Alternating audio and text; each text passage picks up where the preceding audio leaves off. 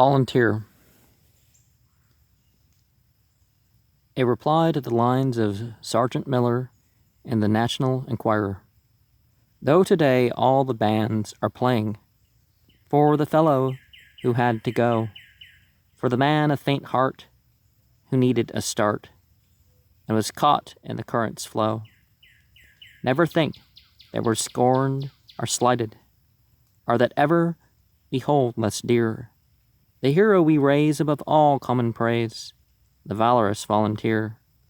In the turmoil of black disaster, when the nations totter and reel, when our soft, fat race started awake to face the mad monster of blood and steel, that our hearts are tried in the furnace, and our souls are sounded for fear. And while pity must go to the weak and the slow, we worship the volunteer. We honor the ranks of conscripts, for we know that they are average men. The plumber and clerk snatched up from their work to be thrown in the dragon's den. They are bearing their fate rather nobly. Who is perfect enough to sneer, but the laurels of fame and the patriot's name go first to thee, volunteer. 'Tis not easy to leave all we cherish, to lose half our hope of life, to suffer more than we dreamed of before, and conquer our dread of strife.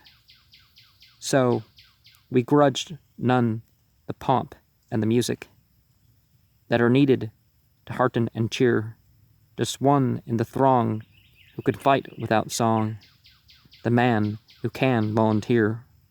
For his heart is the heart of our fathers, who knew how to conquer or die, who could offer their all at their country's call, and knew never a tremor or sigh. He has given himself to the ages, he has soared to the godlike sphere. What honor needs he but to feel and to be a liberty volunteer?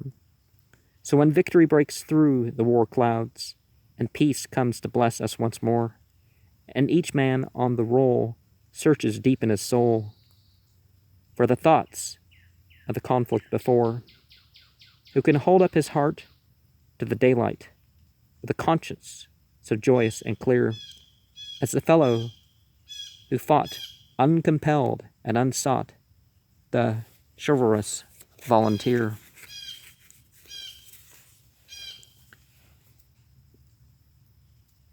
Perhaps upon principles that are held dear,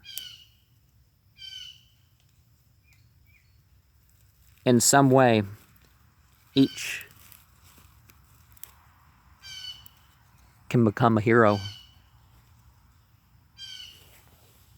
and cast aside the support for what's drear.